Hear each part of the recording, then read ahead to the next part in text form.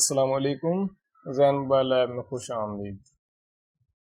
آج میں آپ کو CM2 کا ایک سیٹ اپ ہے ایل جی کے لیے، تو اس کے بارے میں تھوڑا گائیڈ کروں گا۔ میرے پاس ایک ایل جی کا فون ہے، ویسے تو اب ایل جی اتنا کوئی ٹرینڈنگ رہا نہیں، اولڈ فون ہے، لیکن سیٹ اپ میں آپشن ہے CM2 میں، تو اس لیے میں یہ ویڈیو بنا رہا ہوں۔ مجھے پتہ ہے کہ آپ لوگ ٹرینڈنگ پر ویڈیو چاہتے ہیں، لیکن میں کمپلیٹ کورس بنا رہا ہوں، اس لیے میری کوشش یہی ہے کہ جتنے بھی سیٹ اپ ہیں میں سب کو ایکسپلین کروں، سب پر ویڈیو بناؤں۔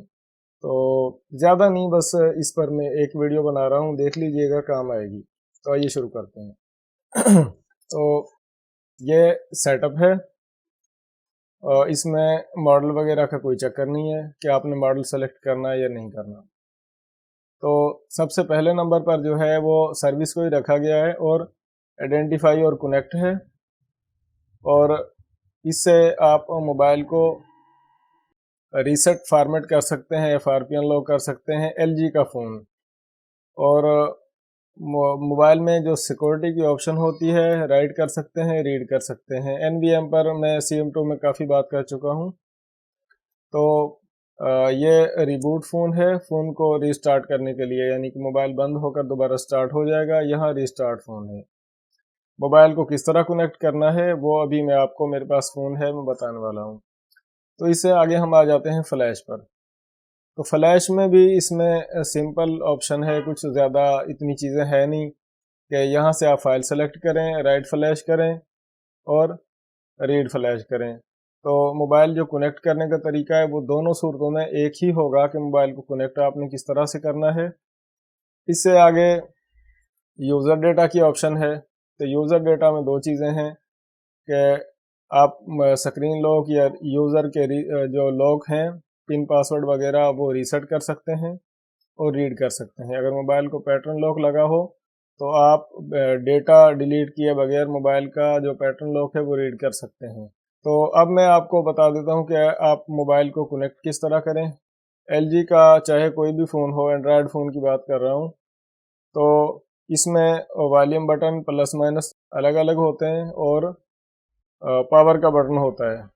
تو جب موبائل کو آپ ڈاؤن لوڈ موڈ پر لے کر جائیں تو اس کے لیے دو طریقے ہیں، یا تو آپ ایسا کریں کہ پاور بٹن، یہ پاور بٹن اور والیوم اپ جو ہے، ان دونوں کو ایک ساتھ دبائیں، اور جس طرح ہی ڈسپلے آئے تو پاور والا بٹن چھوڑ دیں اور والیوم والا بٹن دبائی رکھیں۔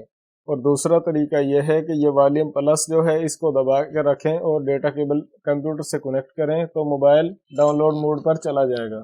یہ میرے پاس مائکرو USB کیبل ہے، اور یہاں سے میں اس کا یہ جو والیوم اپ والا بٹن ہے پلس والا، اس کو پریس کرتا ہوں اور کیبل سے کنیکٹ کر دیتا ہوں۔ والیوم کا بٹن جو ہے وہ میں دبا کے رکھوں گا، تو آپ دیکھیں کہ فوراً ہی موبائل جو ہے وہ ڈاؤن لوڈنگ پر چلا گیا ہے۔ یہاں پر آپ دیکھیں کہ موبائل جو ہے وہ اپڈیٹ فرم ویئر اور کافی کچھ آپ ڈاؤن لوڈ کی آپشن جو ہے وہ فون میں دیکھ سکتے ہیں۔ تو اس سیٹ اپ سے اب آپ نے کرنا کیا ہے کہ آپ یہاں سے اس کو کریں ریسیٹ سیٹنگ۔ موبائل شاید کنیکٹ نہیں ہوا، میں دوبارہ ٹرائی کرتا ہوں۔ پاور کیبل، یہ جو USB کیبل ہے، اس کو میں دوبارہ سے کنیکٹ کرتا ہوں، تو موبائل جو ہے وہ کیبل کو ہٹا کر دوبارہ لگانے سے کنیکٹ ہوا ہے۔